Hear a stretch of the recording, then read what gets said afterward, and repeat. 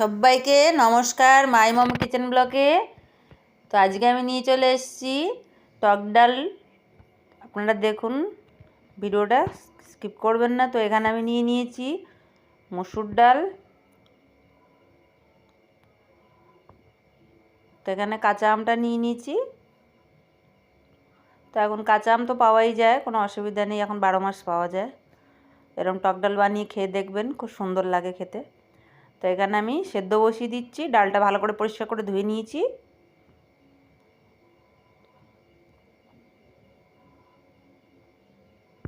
দিয়ে আমটা ছুলে কেটে নেব। এরকম কার কার খেতে ভালো লাগে টক ডাল, কমেন্টে অবশ্যই বলবেন। তো দেখুন, এবার আমটা ছুলে কেটে নিচ্ছি আমি লম্বা করে, মাঝখানে একটা ফালি দিয়ে নেব। আমটা খুব কচি।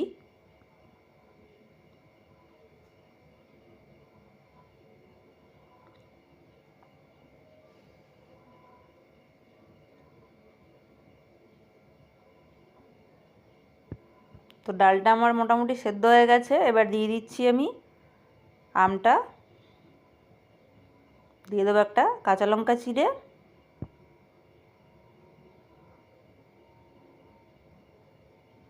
তো এখানে আমি নুন দিয়ে দিচ্ছি, 1.5 চামচ নুন দিচ্ছি আমি। 1/2 চামচ হলুদ দেব। তো দেখুন, ডালটা আবারও ফুটিয়ে নিচ্ছি।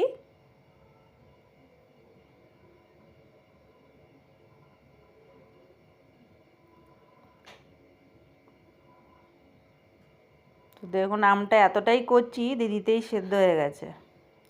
তো ডালটা এবার নামিয়ে নিয়েছি। এবার ফোড়ন দেবো। কড়াইতে দিয়ে দিচ্ছি সর্ষের তেল, দিয়ে দেবো একটা শুকনো লঙ্কা,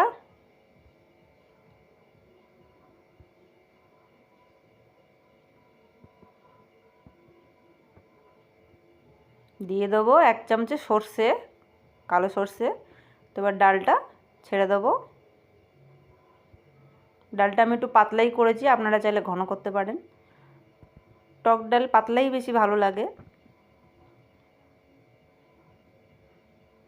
তো এবার ভালো করে টকবক করে ফুটিয়ে নেব। তো আমি এখানে একটুখানি মিষ্টি দিচ্ছি, আপনারা চাইলে দিতেও পারেন, নাও দিতে পারেন। তো আমি এখানে 1/2 চামচে মিষ্টি দিয়েছি। তো দেখুন, ডালটা আমার হয়ে গেছে, নামিয়ে নিয়েছি।